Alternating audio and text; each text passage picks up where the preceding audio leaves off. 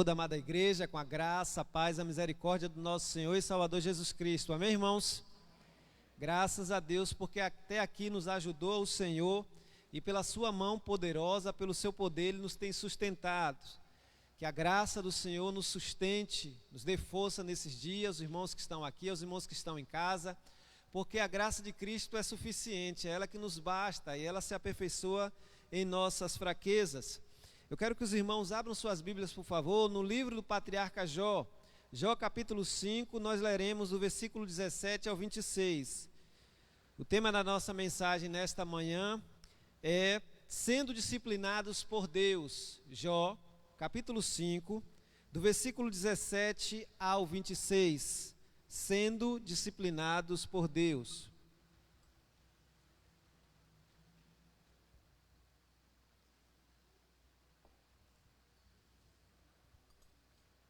Diz assim a palavra de Deus: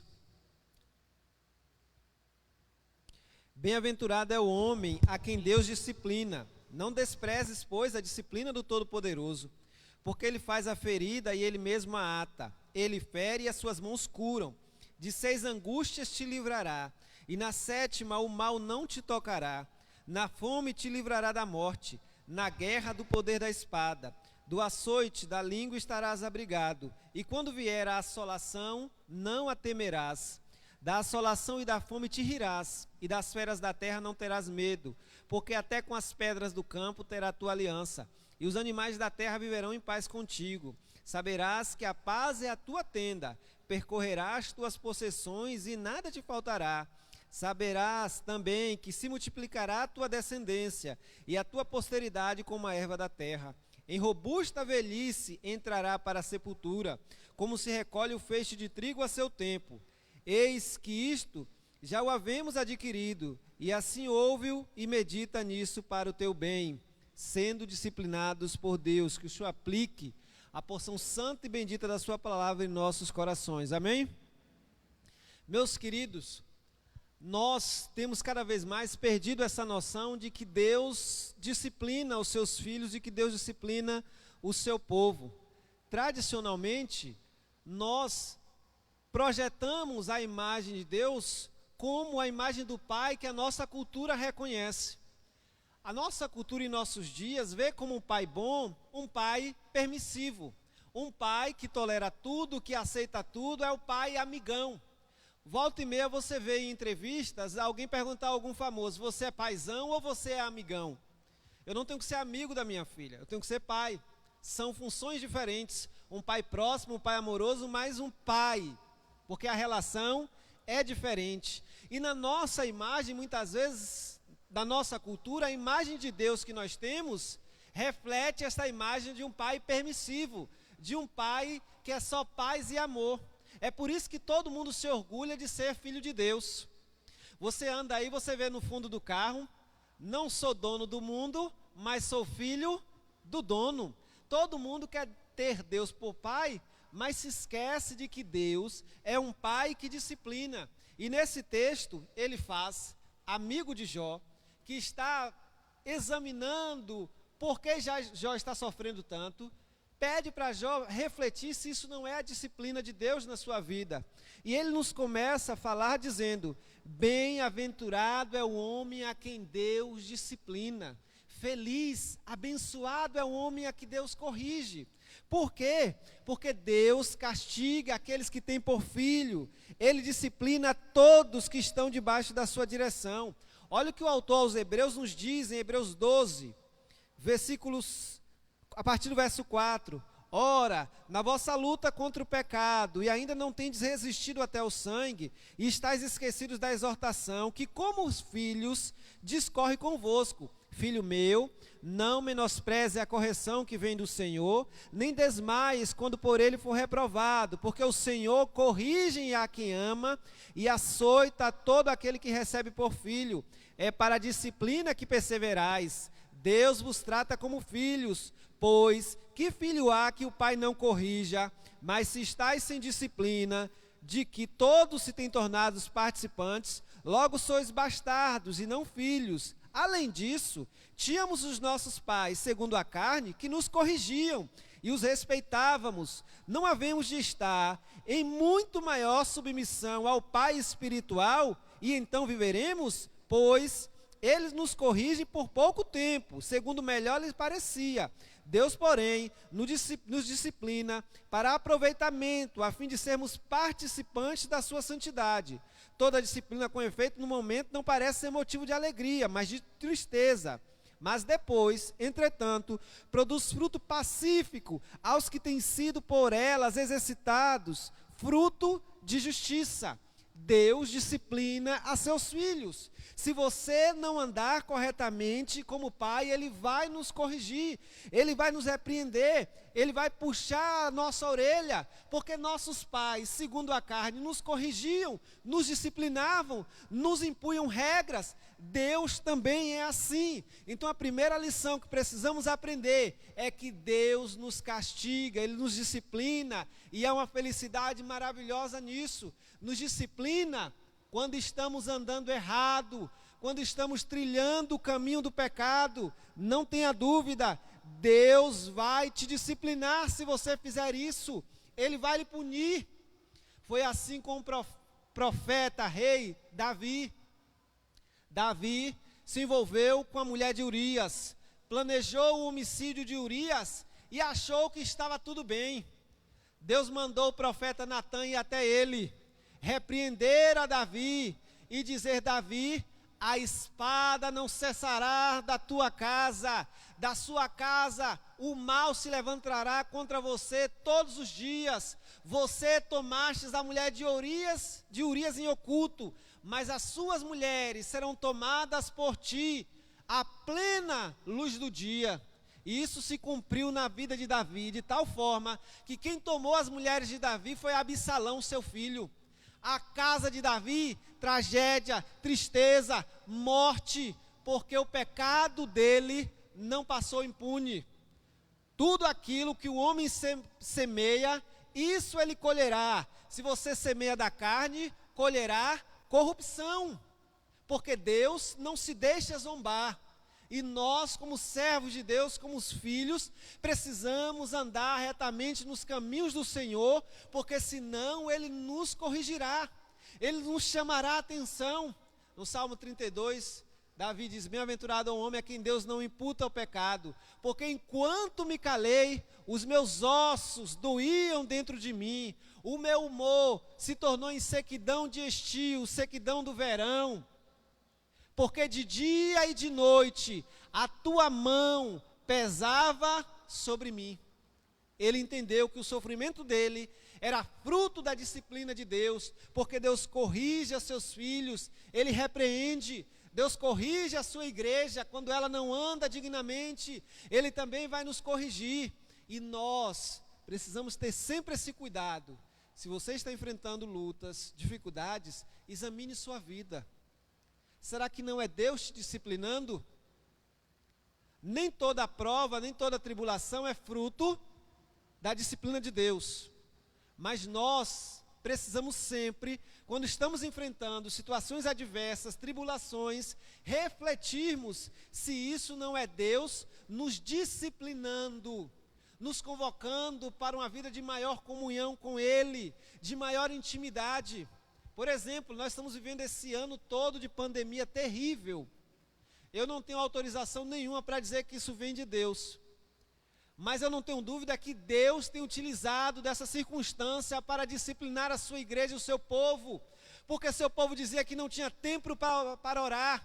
O que nós mais temos nesses dias é tempo. Reclamávamos que não tínhamos tempo para ler a Bíblia. O que nós mais temos nesse dia é tempo. Reclamávamos que não tinham tempo para estar com os nossos filhos, para estar com a nossa família. O que nós mais tivemos nesse ano foi tempo. Deus tem se utilizado dessa situação para nos disciplinar. Você quer ver um fato? Vir à igreja, ao culto congregar, era banal para nós. Não, hoje eu não estou afim, não vou. Está chovendo, está frio, está calor, é fulano que vai pregar, lá eu não vou. Nesse período de isolamento, quanta saudade tivemos de estar aqui reunidos. Isso doeu em nós. E uma coisa que nós precisamos aprender, quando tudo isso passar, é que nunca mais enfrentaremos o ato de congregar da mesma forma. Essa é uma lição que eu aprendi para mim. Porque dureza é você querer, desejar e não poder. É uma lição que a igreja de Jesus precisa aprender. E Deus tem se utilizado dessa situação para a nossa disciplina, para que nós reorganizemos a nossa prioridade. Ser disciplinado por Deus, irmãos, é uma bênção, porque a disciplina de Deus produz vida. Nós temos tanta confusão na mente e há muita gente com dificuldade de entender o que é provação do que é tentação. A provação, queridos, muitas vezes é utilizado por Deus para a nossa disciplina, mas a provação vem de Deus, é para o nosso bem. A tentação vem do diabo e é para o nosso mal. A provação vai produzir crescimento espiritual, perseverança, mais oração, mais consagração, mais intimidade com Deus. A tentação, se você ceder, vai produzir afastamento de Deus. E Deus tem se utilizado nesses dias, irmãos. Por isso, ele faz, não desprezes, pois, a disciplina do Todo-Poderoso. Por quê? Porque ele faz a ferida e ele mesmo a ata. Ele fere e as suas mãos curam. De 6 angústias te livrará, e na 7ª o mal não te tocará.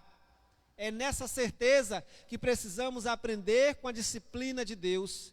Deus corrige, como um pai corrige os seus filhos.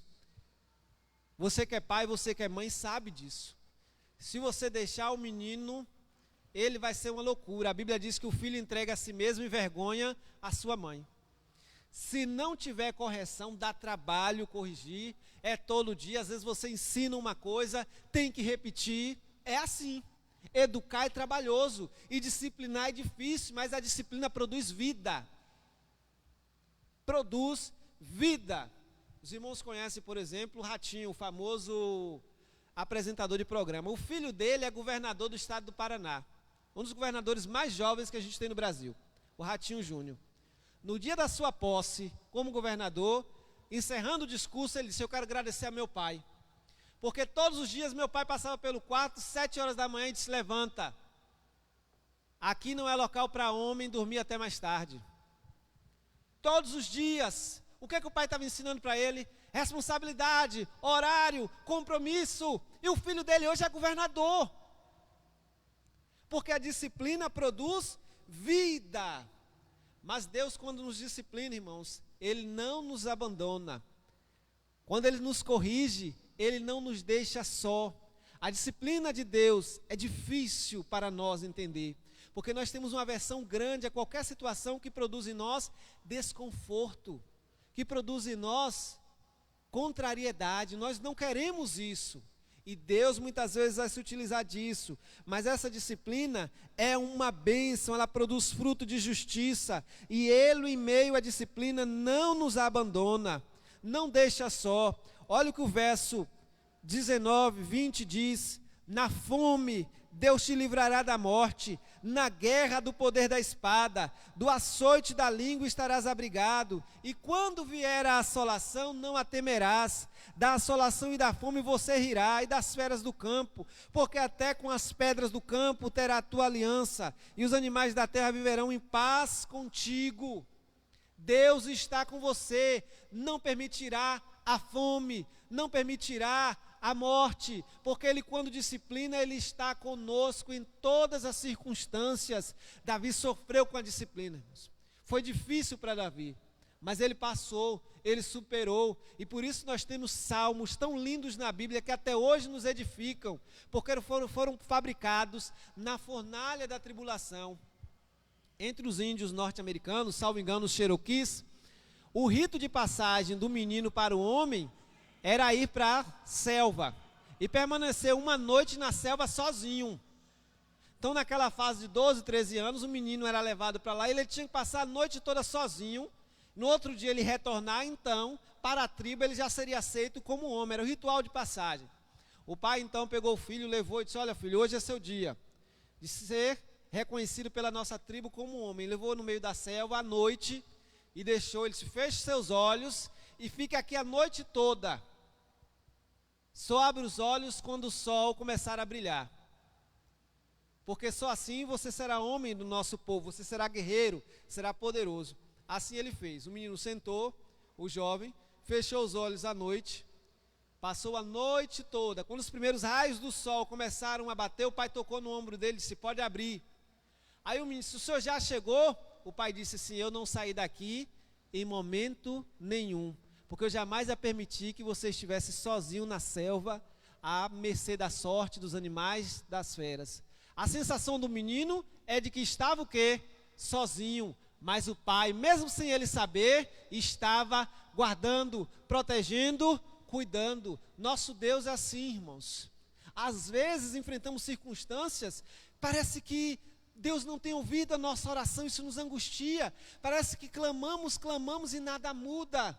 Isso traz tristeza. E volta e meia, vem aquele pensamentozinho: será que Deus está me ouvindo mesmo? Mas Deus não nos abandona.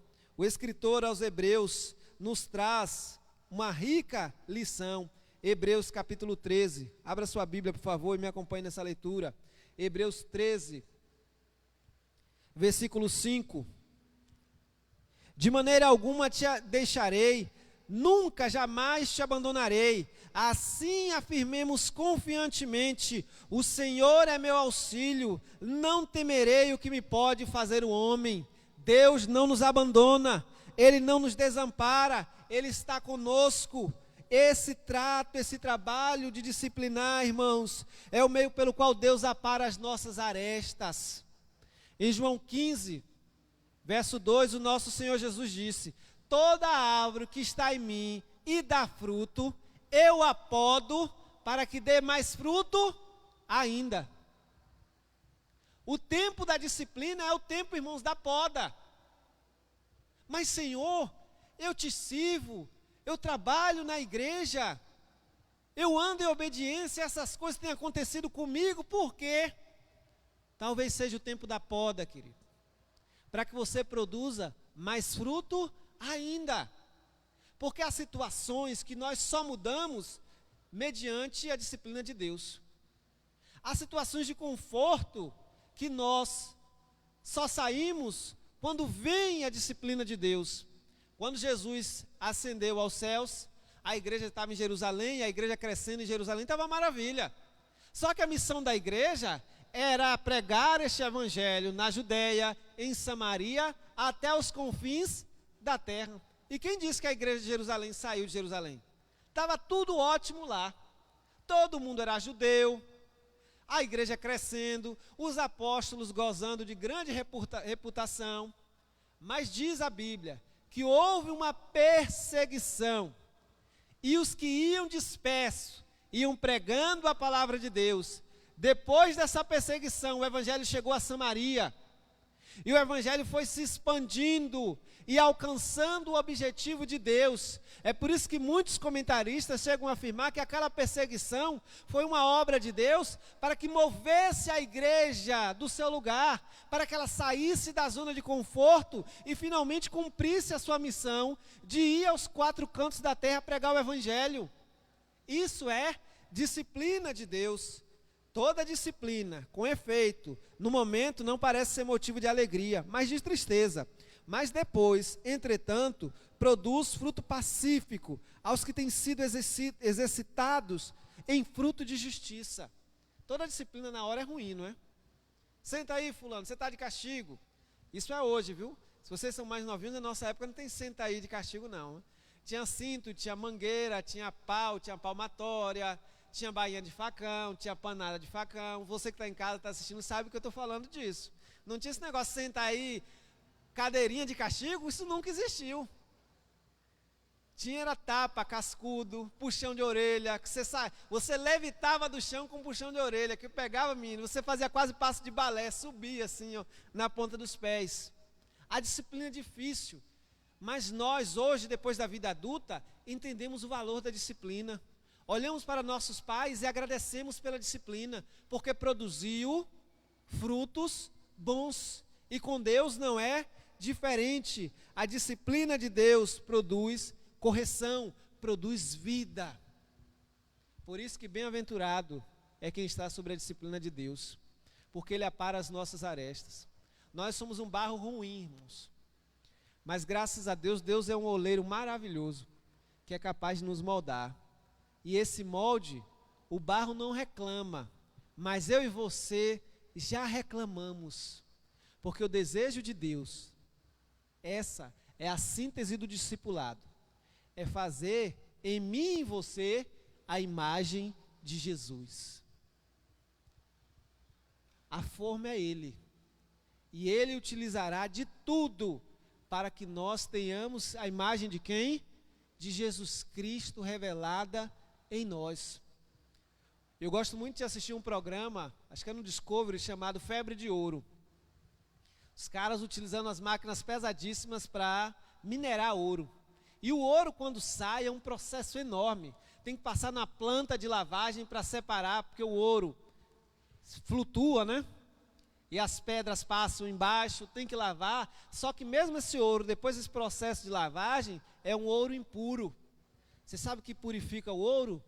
O fogo. É preciso aquecê-lo a altas temperaturas, para que as impurezas sejam retiradas e a pedra preciosa possa surgir. Deus tem esse trabalho conosco, irmãos. Fazer com que eu e você reflitam o caráter de Cristo. E Ele utilizará de toda a sua disciplina para nos colocar no caminho. Se você tem trilhado caminhos perigosos, Ele vai te disciplinar. Se você pode produzir mais frutos e não está produzindo, Deus vai começar o trabalho da poda, para que você produza mais fruto ainda. O livro de Jó traz como terceiro ponto as consequências da disciplina de Deus. Além do seu cuidado, da certeza de que estamos sendo disciplinados, é porque somos filhos. Se estáis sem disciplina, vocês são bastardos. A gente lê bastardo na nossa mente, a gente acha isso normal, porque na nossa cultura, mesmo o filho fora do casamento, tem todos os direitos reconhecidos. Não era assim em Roma, não era assim há 100 anos atrás. Se seu pai não te registrasse, você não era considerado filho aos olhos de ninguém, era um bastardo. E nos dias romanos, isso era um palavrão. Você é um bastardo, você não tem família, seu pai não te reconheceu, você não faz parte da família dele. Se você está sem disciplina, você não faz parte, você não é filho. Mas se você é filho, você está debaixo da disciplina. Então entenda a disciplina com felicidade. Além do cuidado e da presença de Deus, que é sempre maravilhosa sobre nós, ele enumera algumas consequências fantásticas da disciplina de Deus. Saberás que a paz é a tua tenda. A tenda aqui é um símbolo da habitação, da morada. Lembre-se que no período patriarcal não há casa, não há prédio. Eles vivem em tendas. A paz será a tua tenda, irmãos. É viver em paz. É ter o lar como um lar docilar. Percorrerás a tua possessão e nada te faltará. Sustento de Deus. Saberás também que se multiplicará a tua descendência. Uma das perspectivas de bênção no Antigo Testamento era a quantidade de filhos, porque era o meio do indivíduo se perpetuar na sua semente. E o texto deixa claro aqui que se multiplicará a sua descendência e a tua posteridade como a erva da terra. Em robusta velhice entrará para a sepultura, como se recolhe o feixe de trigo a seu tempo. Uma morte sem sofrimento, sem angústia, uma vida plena. Diz o texto que Abraão faleceu, morreu em plenitude de vida, irmãos. Pleno de vida ele morreu. Já era idoso, mas a morte não foi sofrida porque Abraão viveu plenamente em todas as fases da sua vida, até na velhice. Em robusta velhice serás recolhida à sepultura, como um trigo que é feito em feixe recolhido. Não há sofrimento, é um processo natural. Esta é a bênção que Deus promete. E eu acho interessantíssimo, irmãos, quando a gente olha para a história da igreja, olha para as bênçãos que nós conhecemos, como estas pessoas encaram a velhice de forma diferente. O salmista nos diz que aqueles que estão plantados na casa de Deus, ainda na velhice darão frutos, serão viçosos, robustos. Você olha para a história da igreja, você vê homens como John Wesley, aos 85 anos ele pregou o último sermão, um dia antes de morrer, porque ele estava pleno, ele não queria parar, não queria estar em casa de pijama não. John MacArthur, autor de uma Bíblia que eu tenho lá, ele tem 81 anos, até hoje ele prega regularmente, porque ele quer produzir fruto para Jesus. Ele já não tem tanta disposição para viajar pelo mundo, mas ele está do seu púlpito fazendo a transmissão pela internet, a igreja com 10 mil membros. George Miller, ele coordenou e cuidou de mais de 10 mil órfãos na Inglaterra, aos 72 anos. Quando a esposa faleceu, ele passou esse orfanato para o estado inglês e visitou, depois dos 72 anos, 120 países pregando o evangelho. Depois dos 72, porque tinha uma velhice robusta, tinha a bênção de que Deus o sustentava.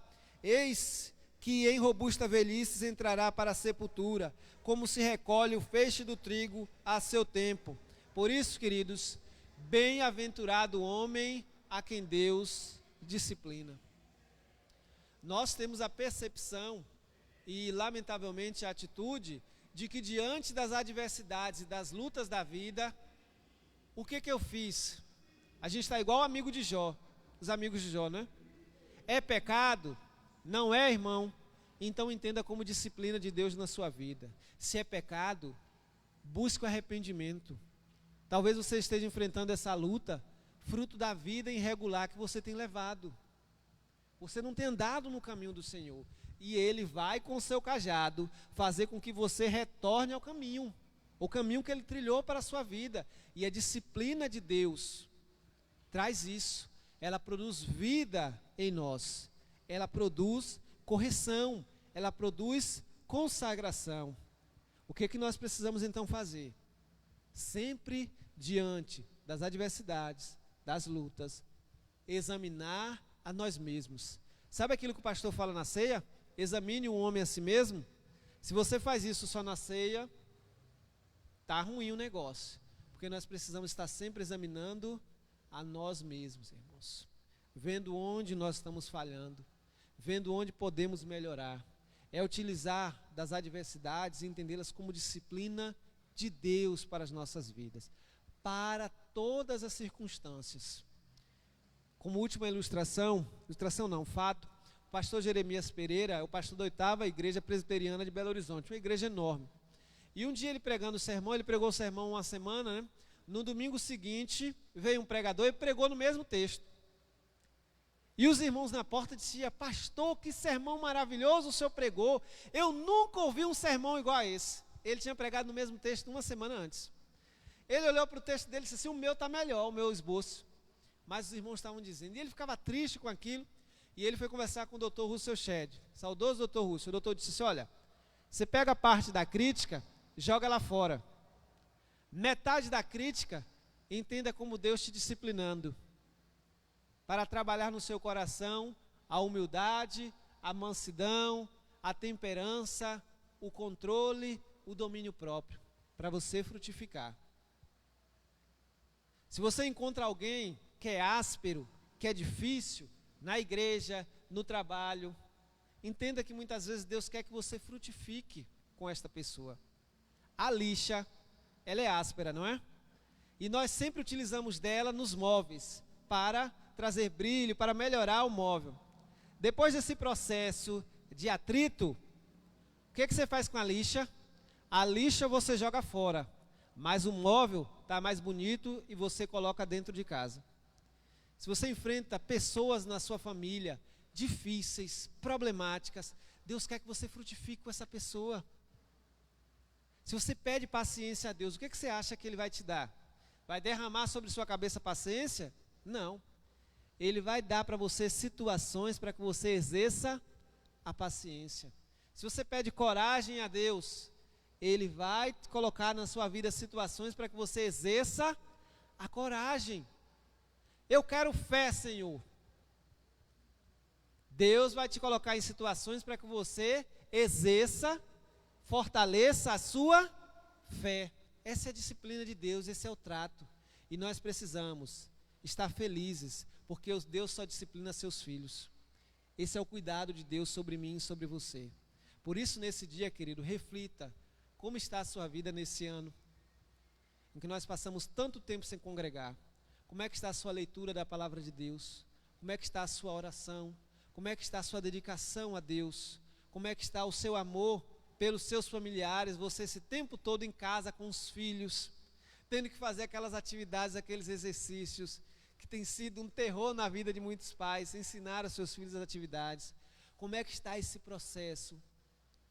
Nós precisamos sair como igreja de Cristo dessa situação mais santificada, mais consagrada, amando mais uns aos outros, valorizando mais o culto coletivo.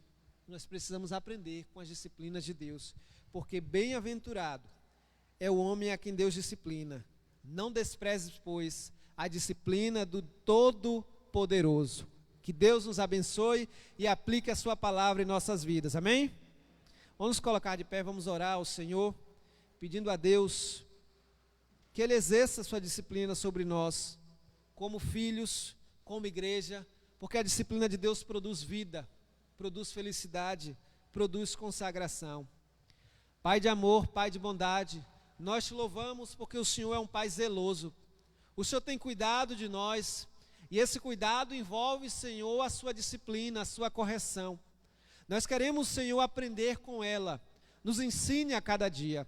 Nos dê, Senhor, o discernimento para que possamos entender quando as adversidades, as lutas, são frutos da tua mão a nos disciplinar, a nos corrigir, a nos repreender, Pai. Nos torna, Senhor, filhos obedientes, filhos que andem debaixo das tuas orientações, dos teus conselhos. Te louvamos, Senhor, porque o Senhor produz em nós vida. O Senhor tem produzido em nós, Senhor, a alegria de te servir. O Senhor não nos desampara, está conosco em todas as adversidades, em todas as lutas. Por isso, Pai, tenha paciência conosco. Nós muitas vezes somos rebeldes, essa é a inclinação da nossa natureza pecaminosa. Somos, Senhor, filhos que se iram com bobagem, muitas vezes desobediente, mas te agradecemos, porque junto com a tua disciplina, vem a tua misericórdia, o teu amor, a tua compaixão. Cuida, Senhor, da tua igreja. Cuida de cada servo teu que está em casa ouvindo esta mensagem. Nos disciplina, nos corrija, nos repreenda sempre, porque nós celebramos por sermos parte da sua família, por termos a ti por Pai. Dai-nos, Senhor, um domingo na tua presença. Nós te rogamos todas essas bênçãos no santo nome de Jesus Cristo. Podeis sentar, queridos. Algum aviso?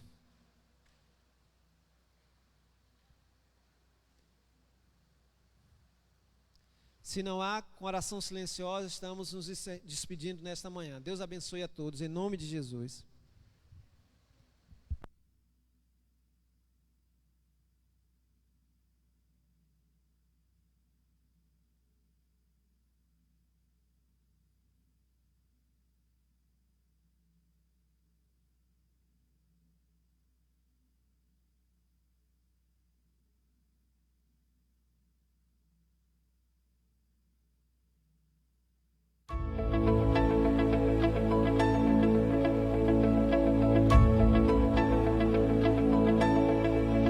A respirar.